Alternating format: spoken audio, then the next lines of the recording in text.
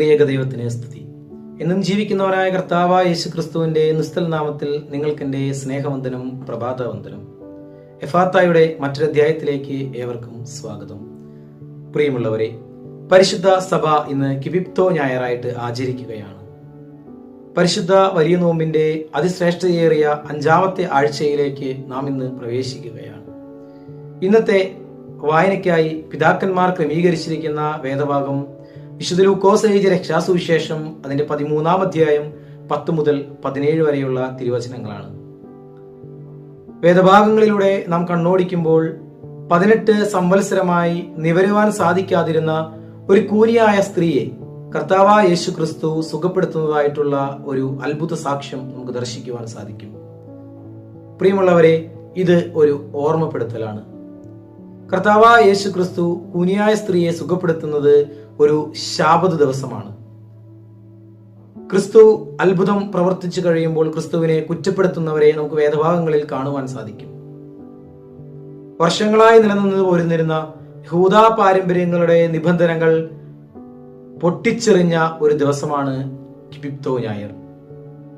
പ്രിയമുള്ളവരെ, കാനായിലെ കല്യാണ വീട്ടിൽ നിന്ന് അത്ഭുതകരമായ വീഞ്ഞിന്റെ സുവിശേഷത്തിൽ നിന്ന് ഇന്ന് നാം പരിശുദ്ധ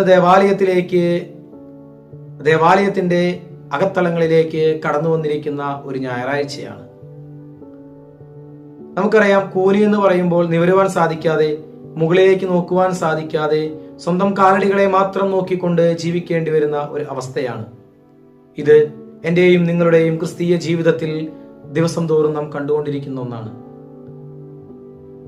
ക്രിസ്തുവിനെ ഒന്ന് കണ്ണുയർത്തി നോക്കുവാനോ സ്വർഗത്തിന്റെ മഹത്വം ദർശിക്കുവാനോ സാധിക്കാതെ, പ്രകാശത്തിന്റെ വെളിച്ചം നമുക്ക് കണ്ണുകൾ ഉയർത്തി നോക്കുവാൻ സാധിക്കാതെ, എന്റെയും നിങ്ങളുടെയും ക്രിസ്തീയ ജീവിതത്തിൽ നാം അകപ്പെട്ടു പോയിട്ടുള്ള ബന്ധനങ്ങളെ ചെങ്ങലകൾ പൊട്ടിച്ചെറിയുന്ന ഓർമ്മപ്പെടുത്തലിന്റെ ഒരു ദിവസമാണ് ഇന്ന്. പ്രിയമുള്ളവരെ, കഴിഞ്ഞ ആഴ്ചകളിലെല്ലാം നാം ഓരോ അത്ഭുതങ്ങൾ വേദവായനയിലൂടെ കാണുകയുണ്ടായി.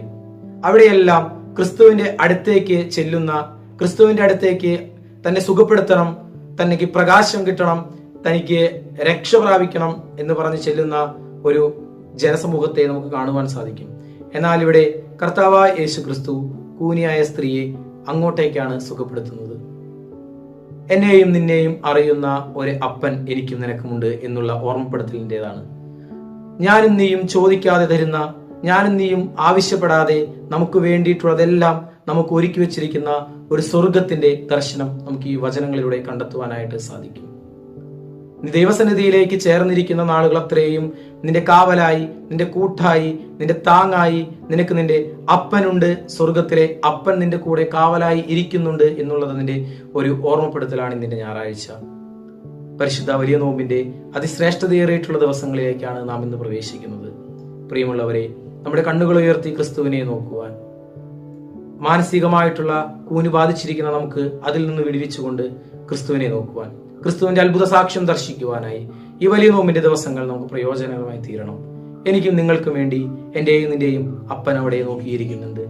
മാനസാന്തരപ്പെട്ട് മടങ്ങി വരുന്ന മകനെ ഓർത്ത് സന്തോഷിച്ച അപ്പനെ പോലെ എന്റെയും നിന്റെയും മാനസാന്തരത്തിന് വേണ്ടി കാത്തിരിക്കുന്ന ഒരപ്പൻ എനിക്കും നിനക്കും ഇന്ന് ഇവിടെയുണ്ട്. പ്രിയമുള്ളവരെ, ഈ വലിയ നോമ്പിന്റെ കാലഘട്ടം അതിന് ഉതകുന്നതായി തീരട്ടെ. വായിച്ചു കേട്ട വേദഭാഗങ്ങളിലെ വാക്കുകൾ പോലെ പ്രിയമുള്ളവരെ, ക്രിസ്തുവിലേക്ക് മടങ്ങി ചെല്ലുവാൻ, ക്രിസ്തുവിനോട് ചേർന്നിരിക്കുവാൻ, കുറച്ചുകൂടി ക്രിസ്തുവുമായിട്ടുള്ള നമ്മുടെ സംസർഗം കൂട്ടുവാൻ ഈ പരിശുദ്ധ വലിയ നോമ്പിന്റെ അതിപരിശുദ്ധമായ ദിവസങ്ങൾ എനിക്കും നിങ്ങൾക്കും സഹായകമായി തീരട്ടെ എന്ന് പ്രാർത്ഥിച്ചുകൊണ്ട്, ആശംസിച്ചുകൊണ്ട് വാക്കുകൾ ഉപസംഹരിക്കുന്നു. ദൈവതിരുനാമം മാത്രം മഹത്വപ്പെടുമാറാകട്ടെ. ആമീൻ.